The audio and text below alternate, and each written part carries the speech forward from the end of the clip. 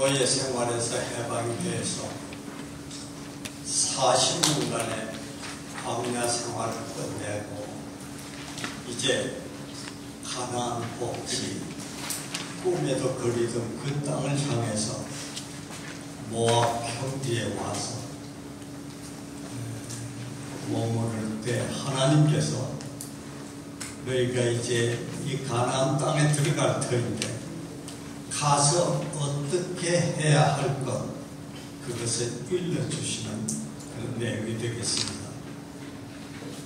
생각을 좀 계속해 봤습니다. 우리 이스라엘 혁명이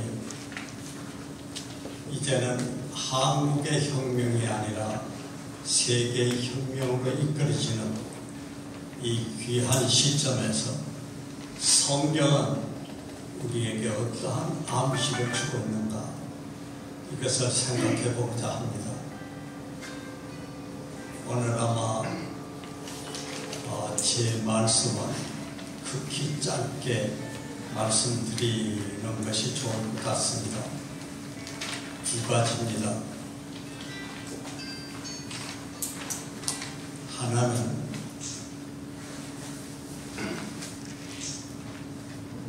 이스라엘 백성이 이제 거리던 그 땅에 들어가서 해야 할 첫째 이유가 성회로 모인다고 했습니다.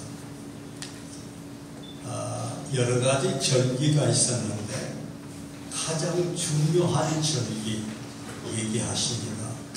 그것은 유월절이라는 절기죠. 아시는 대로 이 유월절의 절기는 에집트 왕이 이스라엘 백성을 해방시키려는 것을 번번이 거부했습니다. 마지막으로 인정 안 할 수 없었던 것이 천사가 문설주에 양의 피가 있는 집, 그 집은 그냥 스쳐 지나갔습니다. 그것이 없는 모든 집의 장자는 다 죽었습니다. 이스라엘 백성은 이 사실을 알고 양의 피를 문설주에 바르므로 한 사람도 죽지 않고 장자가 다 살았던 것이죠. 이것을 기념하는 것이 유월절이지 않습니까? 저는 오랫동안 이 중요한 절기를 육자가 5, 6, 7, 그 육자가 그렇게 생각했던 기억이 납니다. 천사의 칼이 문설주에 그 피를 보고 지나갔다는 거 아닙니까? 그래서 영어로는 패스 오버라고 그러지 않습니까? 유언이라는 말은 이게 한문 성경에서 나온 게 아닌가 생각해 봅니다. 그러니까 이스라엘 백성이 그 무서운 노예 생활에서 해방되게 된 이걸 기념하는 절기가 유월절이죠. 하나님께서 모세에게 얘기하십니다. 너희가 저 가나안 땅에 들어가라. 이러이러한 절기를 지킬 것인데 가장 중요한 절기 유월절을 먼저 얘기하십니다. 유월절에 어떻게 할 것인가? 성회로 모이라는 것입니다. 성회라는 말은 거룩한 모임이라는 뜻이죠. 여기서 거룩한 모임이라는 것은 여호와께서 이스라엘 백성에게 자유를 허락하셨다는 사실을 기억하게 하는 것이 그 본래의 의미일 것입니다. 저는 우리 4.19 혁명을 생각해 봅니다. 무엇보다도 4.19 혁명 속에는 어쩌다가 생긴 것이 아니라 우리나라 최초의 근대 교육을 받은 세대들이 이끈 혁명입니다. 이것이 없었다면, 그런 의식이 없었다면 아마 4.19 혁명은 그 당시에는 일어나지 않았을 것입니다. 우리 민족의 민족적 자각과 민주의식과 통일에 관한 새로운 논의가 있게 된 것, 그것이 바로 4.19 혁명의 큰 바탕이 됐던 것을 기억합니다. 이제 이러한 정신이 세계로 뻗어나가는 귀중한 기회가 됐습니다. 이 기회에 우리가 무엇을 생각해야 할 것인가? 성회로 모이는 것입니다.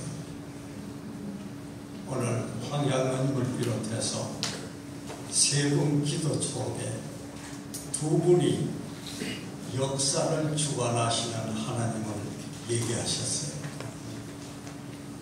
인류사가 하나님의 계획과 깊은 관계가 있다는 것을 우리는 시간이 흐를수록 알고 있습니다. 4.19 혁명이 우연이 아니라 아까 말씀드린 그러한 정신의식 속에 하나님께서 우리에게 허락하신 것이죠. 이것이 세계로 확장되는 이 순간에 우리가 해야 할 것 중요한 두 가지 중에 하나가 성회로 모이는 것입니다. 여호와 하나님의 역사 주관자이심을 우리가 마음속으로 생각하면서 4.19 혁명에 대한 감사의 마음을 놓치지 않는 그런 자세가 참으로 필요한 것입니다. 여기 본문에 보면 제일 중요한 절기 6월절을 어떻게 지킬 것인가에 처음이 성회였습니다. 첫날 성회고 마지막 날도 성회였습니다.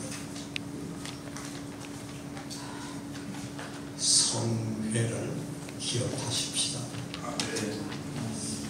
저는 좀 개인적인 얘기입니다만 4.19 그러면 뭔가가 굉장히 복잡한 생각이 드는 그런 분위기를 이렇게 느꼈습니다. 그런데 어느 날 보니까 성교회라는 이름이 있어요. 4.19 성교회. 와, 이런 모임도 있구나. 그래서 그 모임이 어딘가를 찾았습니다. 열심히 찾았어요.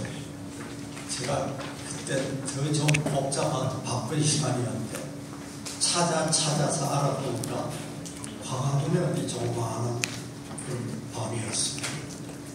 거기 어떤 분이 앉아 계시더라고요. 그래서 물어봤습니다. 4.19 성교회가 뭡니까? 박혜령 장로님 그때 처음 만났습니다. 큰 복음의 관점에서 역사를 이끌어 가시는 하나님을 이렇게 신뢰하고 모이는 그런 모임인 것을 알았습니다. 그 뒤부터는 제 딴에는 굉장히 마음속에 감동이 있었고 뭔가 이 모임이 잘 자라야겠다는 생각을 했습니다. 오늘 이 자리도 유네스코에 이 4.19 혁명이 등재된 것을 기념할 줄 아는 이런 귀한 모임이 마련됐다는 것 참으로 뜻깊다고 생각합니다.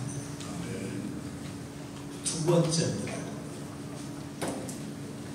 이스라엘의 해방과 관련해서 여호와께서 모세를 통해서 이스라엘 백성에게 향하신 두 번째 당부가 있는 것을 봅니다. 제물을 드리는데 흠 없는 것으로 드리라는 것입니다. 그렇지 않습니까? 흠 없는 것으로 드리라며 곡물 드릴 때 고운 가루라는 표현이 나옵니다.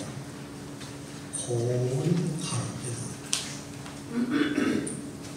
향품을 드릴 때 여호와께서 향기롭게 받으실 만한 그런 향품을 드리라는 것이죠. 흠없는 제물, 고운 가루, 여호와께서 받으실 만한 것, 이런 형용사, 형용사구를 눈여겨봐야 되지 않겠습니까? 4월 혁명, 우리가 하나님께 어떻게 드려야 할까요?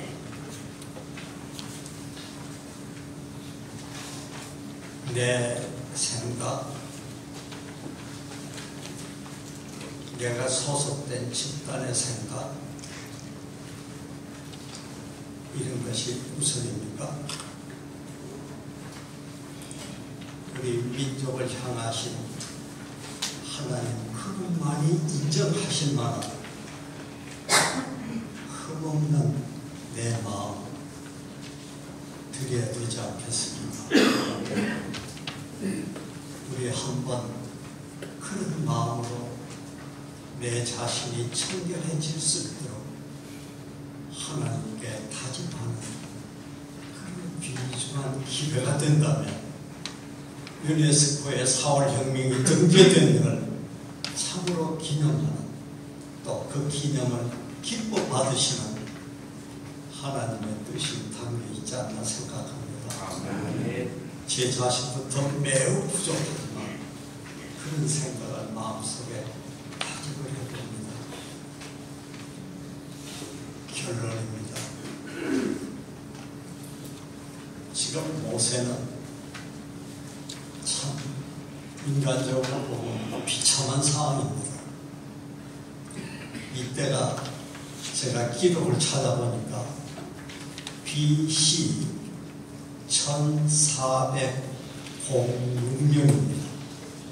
그러니까 지금부터 3400년 전의 얘기거든요. 자기가 잊을 수 없는 누이 미리암도 이미 죽었습니다. 육체의 혈육이요 신앙의 동기였던 아론도 죽었습니다. 이때가 BC 1406년 같은 해라고 볼 수가 있겠습니다. 하나님께서 모세는 가나안 복지에 못 들어간다는 것이죠. 얼마나 마음속에 좌절감이 있었겠습니까? 그런 모세를 통해서 그 부탁을 하십니다. 어쩌면 우리 시대가 지나갈지 모르겠습니다. 그 말입니까? 아니죠. 4.19에 정신이 숨어 있어야 합니다.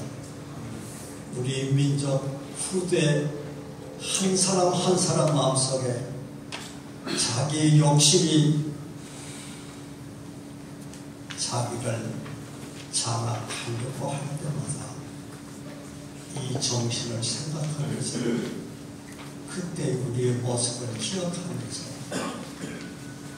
민족의 미래를 염려하는 그런 후배들로 이끌어질 수 있도록 개선되어야 되지 않겠습니까? 네. 이스라엘 백성의 새로운 시작처럼 민족 해방의 시발점이 된 것처럼 우리 혁명과 함께 하신 여호와 하나님께서 인정하시는 두 가지를 우리가 다시 한번 마음속에 새기십시다. 성회로 모이는 것입니다. 흠없는 것으로 내 마음과 정성을 쏟는 것입니다. 기도하겠습니다. 주께서 우리 민족에게 특별히 행하신 이 뜻을 감사하면서 저희들이 이 귀한 시간을 갖습니다. 주님 기쁘게 받아주십시오. 또 저희들의 연약한 모습도 긍휼로 다스려 주십시오. 예수 그리스도의 이름으로 기도합니다.